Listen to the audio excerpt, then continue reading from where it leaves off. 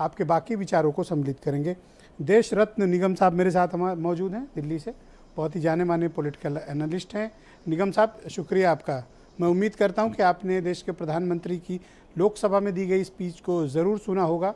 आपका आकलन क्या है और आप उनके भाषण का किस तरह से विश्लेषण करते हैं? देखिए ब्रजेश जी, जो अविश्वास प्रस्ताव है वो एक लाइन का होता है कि इस सदन को मंत्रिपरिषद में विश्वास नहीं। मणिपुर शब्द का कोई प्रयोग नहीं होता है और मणिपुर के विषय में जो चर्चा होनी चाहिए वो नियम 167 के तहत होनी चाहिए थी, जो अवसर गंवा दिया विपक्ष ने। और जो संसदीय चर्चा हुई उसमें मैंने विपक्ष को भी बड़ा गौर से सुना और सत्ता पक्ष के लोगों को भी गौर से सुना।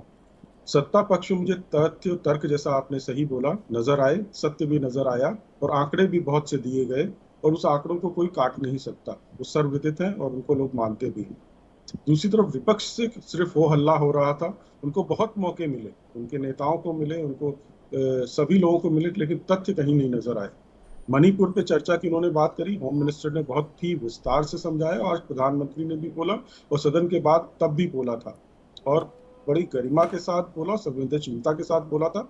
और उस चर्चा से विपक्ष हमेशा भाग रहा था। अगर 167 नियम 167 के तहत चर्चा करते तो एक फोकस चर्चा होती और सवाल जवाब होते, जिसका कि होम मिनिस्टर ने बड़ा साफ और उसके सुथरे पीछे इनका तरीके से वो तर्क ये जवाब था दिया। कि अगर हम 167 के तहत लोकसभा में और 267 के तहत राज्यसभा में अगर चर्चा कराएंगे तो प्रधानमंत्री की जवाबदेही सुनिश्चित ना होगी और होम मिनिस्टर ही स्टेटमेंट देकर निकल जाएंगे। इस कारण ये ये नो तो वो कॉन्फिडेंस मोशन लेकर आए। नहीं, ये तो उनकी अपनी होता है ना, जिसको कहते हैं प्रिजम्पशन है। आपने मान लिया कि ऐसा होगा, आपको कैसे पता कि प्रधानमंत्री नहीं देंगे? दे भी सकते थे, उसमें उसमें ऐसा कोई बाध्यता थोड़ी ना है कि प्रधानमंत्री उस पर नहीं बोल सकते। जो जी, फोकस डिस्कशन और चर्चा होनी थी वो उस विषय पे नहीं हो पाई। और ये ऐसे अविश्वास प्रस्ताव सत्ता पक्ष तो चाहेगा ही कि ऐसे अविश्वास प्रस्ताव वो बार बार लाएं। इसमें तो सत्ता पक्ष को मौका मिल इसमें जाता सर है कि अपोजिशन ने क्या अचीव किया और सत्ता पक्ष ने क्या अचीव किया? देखिए, संदेश क्या गया? सत्ता पक्ष ने अपनी सारी उपलब्धियां गिना दी एक एक करके, जो उनको मौका मिला, और वो उस मौके का उन्होंने पूरी तरह उपयोग किया। ये उनको तश्तरी में रख के ये मौका अवसर विपक्ष ने दे दिया। और दूसरी तरफ विपक्ष को कुछ नहीं मिला। मुझे तो नहीं लगता है विपक्ष की जो एकता है, जो लोग बात करते हैं एकता की, उसका मुखौटा प्रधानमंत्री और उनके वक्ताओं, उनकी टीम के वक्ताओं ने बुरी तरह निकाल दिया। ये साफ कर दिया हर जगह क्या लड़ने ये वाले इनकी अपने। इनका अचीवमेंट नहीं है कि ये अपनी यूनिटी को दिखाने में कामयाब हुए? सवाल नंबर एक।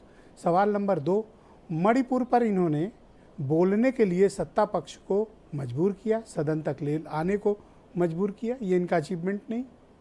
नहीं नहीं, सत्ता पक्ष तो हमेशा से मणिपुर पर बोलने को तैयार था, विपक्ष ही भाग रहा था।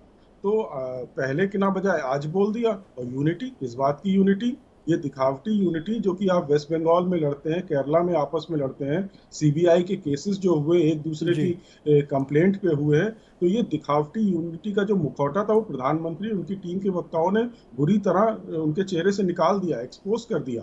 तो ये बड़ा साफ है। और दूसरा देखिए, जब आप हारते हैं अविश्वास मत में, तो एक तो वो गहरी चोट लगती ही और एक परसेप्शन जाता है कि आप कितनी बुरी तरह से हारे।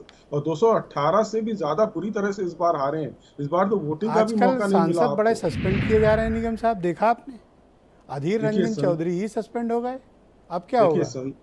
संसदीय मर्यादा से अगर आप बाहर जाएंगे तो नियम कानून, चाहे आप विपक्ष के संसदीय नेता हो जी या हाँ। ना हो, उससे कोई फर्क नहीं पड़ता। बार बार उनको समझाया जा रहा था, जिस तरह से उन्होंने शब्दों का प्रयोग किया, जब शब्दों का जी, जिसको एक्सपंज किया गया रिकॉर्ड से, उसके बाद बार बार डिस्टर्ब करना। जबकि आपको मौका दिया गया और भाजपा ने अधीर रंजन चौधरी को मौका दिलवाया, उनकी पार्टी सर, उनको आपने खुद उनका मौका नारायण नहीं दे रही राणे थी का बोलने की। स्टेटमेंट सुना था सदन में? जी, नारायण बताइए, एक राणे का बार सुना याद था सर? दिलाइए। उन पर भी कार्रवाई तो होनी चाहिए थी। नहीं नहीं, कार्रवाई जो भी गलत करे उस पर होनी चाहिए, जरूर होनी चाहिए। मैं देखिए एक पक्षी बात नहीं करता हूँ, जो भी है कार्रवाई जरूर होनी चाहिए और कोई उसमें दोहरे मापदंड नहीं होने चाहिए। करेक्ट है। आप हमारे साथ जुड़े रहिएगा। डिबेट